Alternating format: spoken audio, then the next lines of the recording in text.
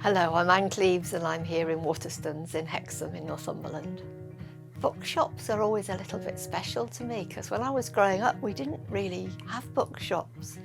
All my reading was done through the library, and the thought that you could actually own books and keep them is a bit special, so I'm still wandering in, feeling that it's a bit of a treat to be here.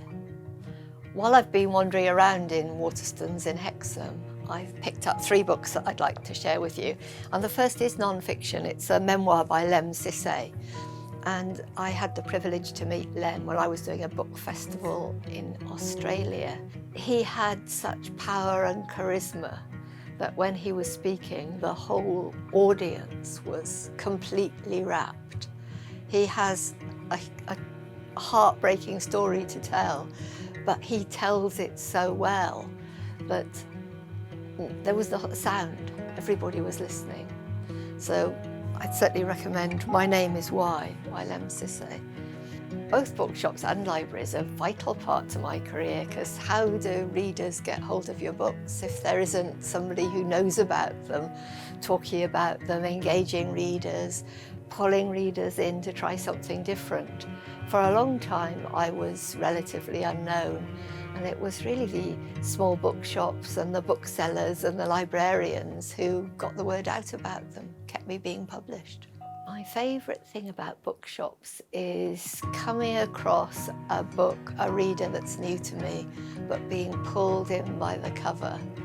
And then if you read it and it's good, and then you look at the back and there's a whole list of other books that they've written, that's pretty special.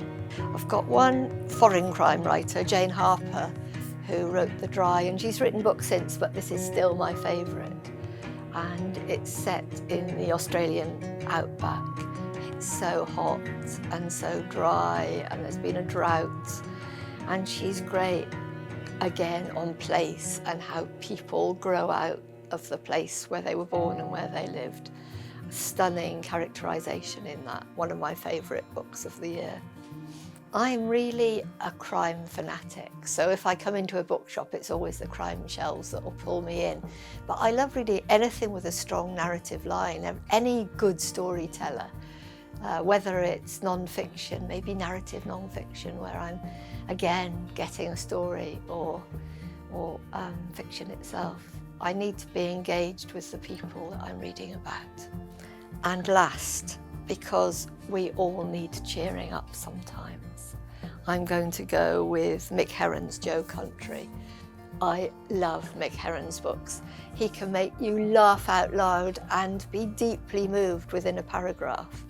And these books are based around a character called Jackson Lamb, who's a kind of spy master, but for faded and fallen spies. Spies who've cocked up but can't be sacked because they know too much.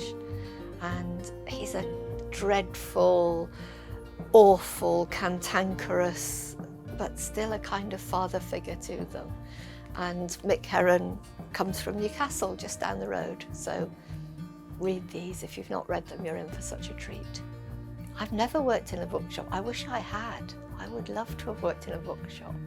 But no, never had the chance to do that. I have worked in childcare, and more recently, I suppose I did work with books because I was a reader development officer with a public library, and that was very much selling books in a different way. So setting up reading groups, running events, putting the books that people might not think to borrow right at the front of the shop, because all the bestsellers were going to be borrowed anyway. So the quirky and the original and the books that I really liked and wanted to push always went face on at the front of the library as people came in.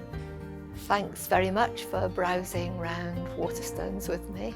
I hope you've enjoyed my pick of books, and The Darkest Evening, the latest Vera novel, will be available from Waterstones very soon. And thanks to the great booksellers who are keeping us writing and keeping us reading.